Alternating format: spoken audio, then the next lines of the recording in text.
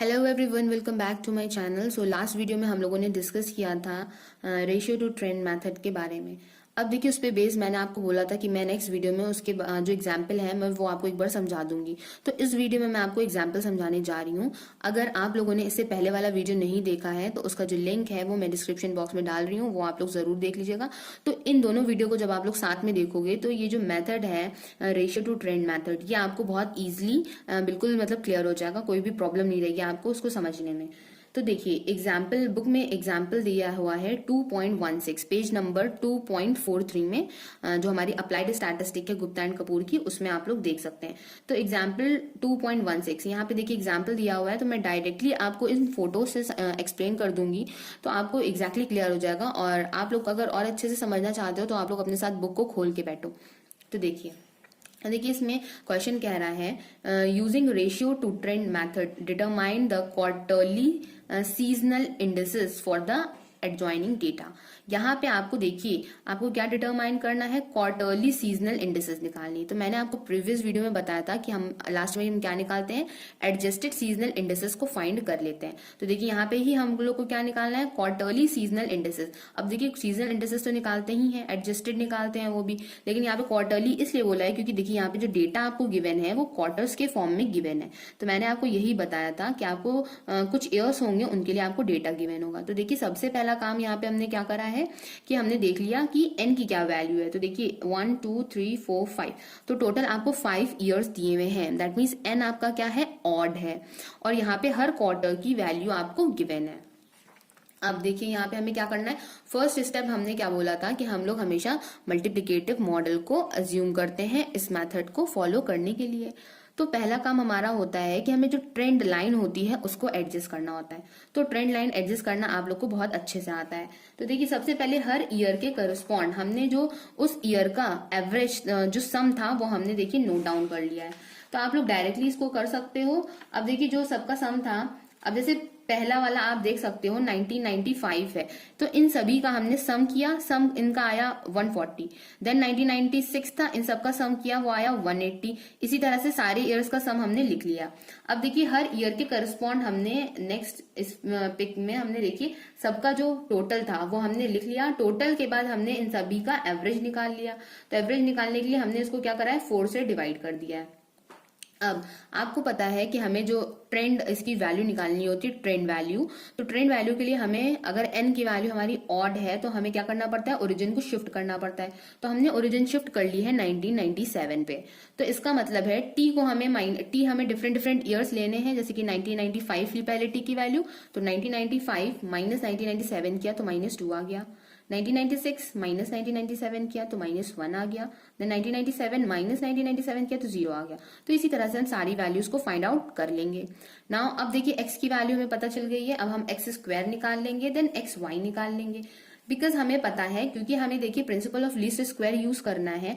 तो उसके लिए मैंने आपको ऑलरेडी बताया हुआ था कि हमें दो प्रिंसिपल इक्वेशंस मिलती हैं, जो कि हम कैसे निकालते हैं, हम लोग सम ऑफ स्क्वायर्स निकालते हैं। देन सम ऑफ स्क्वायर जो हमारा निकलता है उसको डिफरेंशिएट करते हैं with respect to A, with respect to B equation को। देन उसको 0 से इक्वेट कर देते हैं। 0 से इक्वेट करने के बाद ये जो दो इक्वेशंस आती हैं उन्हें हम कहते हैं प्रिंसिपल इक्वेशंस कहते हैं। देन उन इक्वेशन से हम लोग देखिए ए और बी की वैल्यू फाइंड आउट करते हैं। तो देखिए यहाँ पे गिवन है ए की वैल्यू और बी की वैल्यू। बुक में देखिए आपकी ये वैल्यूज गलत दी हुई है, बिकॉज समेशन एक्स स्क्वायर की वैल्यू 10 है, तो यहाँ पे आपको 12 गिवन है। तो ये यहाँ पे 12 ना होकर ये 10 होगी। तो इसकी फाइनल वैल्यू आ जाती है हमारी 12 और ए की वैल्यू आ जाती है हमारी 56। अब यहाँ पे देखिए ए और बी की वैल्यू आ गई और हमारी जो ट्रेंड इक्वेशन फिट हुई है वो क्या आ गई, y is equal to 56 plus 12x। तो अब देखिए बी की वैल्यू 12 है, बट हमें पता है n इज इक्वल टू 5 है। n इज इक्वल टू 5 का मतलब n हमारा ऑड है। अगर n हमारा ऑड होता है तो y हमारा क्या हो जाएगा, ईयरली इंक्रीमेंट, मतलब b हमारा हो जाएगा ईयरली इंक्रीमेंट। तो b हमें रिप्रेजेंट कर रहा है कि एक साल में कितना इंक्रीमेंट हो रहा है। तो इसका मतलब हम d की वैल्यू निकालेंगे। अब d देखिए हम कैसे निकालेंगे। सो डी का फॉर्मूला क्या होता था, डी इज इक्वल टू होता था b/4। बिकॉज देखिए अगर b, ये तो देखिए कॉमन सेंस भी है, b जो है हमारा वो ईयरली इंक्रीमेंट है, मतलब एक साल में कितना इंक्रीमेंट हो रहा है वो बता रहा है b। लेकिन हमें डेटा कैसे दिया हुआ है, क्वार्टरली डेटा गिवन है, तो हमें क्या चाहिए होगा, क्वार्टरली इंक्रीमेंट चाहिए होगा। तो इसका मतलब 4 क्वार्टर्स होते हैं और हमें 12 क्या दिया हुआ है, ईयरली इंक्रीमेंट। तो ईयरली इंक्रीमेंट को अगर हम लोग 4 से डिवाइड कर देंगे तो हर क्वार्टर का इंक्रीमेंट हमें मतलब पता चल जाएगा ना कि एक क्वार्टर में कितना इंक्रीमेंट हो रहा है। तो इसलिए भी देख लीजिए यहाँ पे 12/4 हमने किया है। 12 हमारा क्या था, 12 हमारी बी की वैल्यू थी। अब देखिए लास्ट क्वेश्चन में भी, लास्ट जो मैंने वीडियो बनाई थी मैंने उसमें बताया था ना कि अगर आपको क्वार्टरली इंक्रीमेंट निकालना होगा तो उसमें हम लोग क्या करते हैं, b/4 करते हैं अगर n की वैल्यू ऑड होती है। तो देखिए 12/4 कर दिया तो यहाँ से वैल्यू क्या आ जाती है, 3 आ जाती है। तो d की वैल्यू जो है हमारी वो 3 आ गई है। अब d की वैल्यू 3 आ गई है तो देखिए हम लोग यहाँ से क्या करेंगे, जैसे कि मैंने आपको लास्ट वीडियो में बताया था कि हम लोग देखिए मिडिल वाले जो टर्म्स होते हैं उनमें हम लोग क्या करते हैं, वाई टी कैप करते हैं माइनस d/2 करते हैं left side, then plus d/2 हम लोग करते हैं राइट साइड। तो देखिए सबसे पहला काम तो है, चलिए हमने इंक्रीमेंट निकाल लिया। अब हमें देखिए एस्टिमेटेड वैल्यू भी तो निकालनी है। अब देखिए ए और बी की वैल्यू हमें पता चल गई है, इसका मतलब ट्रेंड इक्वेशन को भी हमने देखिए फिट कर लिया है। अब इसके बाद जितनी भी हमारी बची हुई हमारी एयर हैं उनके लिए हम सारी ट्रेंड की एस्टिमेटेड वैल्यू निकाल लेंगे। तो देखिए यहाँ पे बुक में निकाली हुई है। तो देखिए ये वाला काम हम लोग कर लेंगे। अब डी भी हमें पता चल चुका है। अब हम सारी क्या निकाल लेंगे, हम ट्रेंड वैल्यूज निकाल लेंगे। तो ट्रेंड वैल्यू निकालने का फॉर्मूला जो था वो मैंने आपको पिछली वीडियो में बताया हुआ था। तो देखिए वो कुछ इस तरह से था। तो यहाँ पे डी की वैल्यूज रखते जाएंगे और हमारी ट्रेंड वैल्यू हर क्वार्टर के लिए निकलती जाएगी। अब ट्रेंड वैल्यू निकल आई है। अब हमें क्या निकालना है, अब हमें निकालना है ट्रेंड एलिमिनेटेड वैल्यूज। तो देखिए हमने इसमें मल्टीप्लिकेटिव मॉडल अज्यूम किया था, तो ट्रेंड एलिमिनेट करना है। तो ट्रेंड एलिमिनेट करने के लिए तो हमें डिवाइड करना पड़ेगा, तो इसमें से ट्रेंड जो है वो एलिमिनेट हो जाएगा।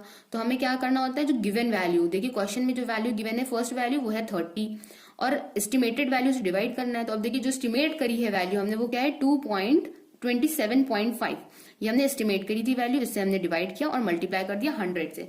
तो ट्रेंड एलिमिनेटेड वैल्यू जो थी वो हमारी क्या आ गई, 109.1 आ गई। तो यही प्रोसीजर हमें सारी वैल्यूज के साथ यूज करना है और सारी ही ट्रेंड एलिमिनेटेड वैल्यूज को फाइंड कर लेना है।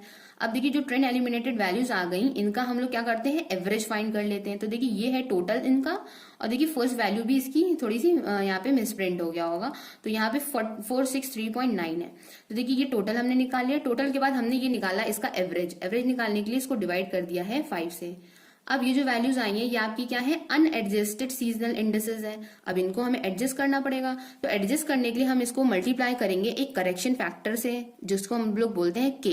के की वैल्यू क्या हो जाएगी, 400 upon sum of unadjusted seasonal indices. 400 इसलिए ले रहे हैं बिकॉज ये हमारा क्वार्टरली डेटा गिवन है, और ये देखिए जो भी हमारी अनएडजस्टेड सीजनल इंडिसेस आई हैं इनका जब हम लोग एडिशन करेंगे तो देखिए क्या आ जाएगा, 403.08। तो इनसे देखिए डिवाइड कर दिया तो ये हमारा के की वैल्यू आ जाती है 0.9924। ये हमारा आ जाता है correction factor.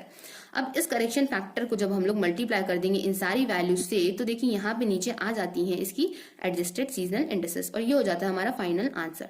So I hope कि आप लोगों को आज का वीडियो समझ में आया होगा, और अगर आया हो तो मुझे कमेंट बॉक्स में कमेंट करके जरूर बताइएगा। Thank you for watching my video. Have a nice day.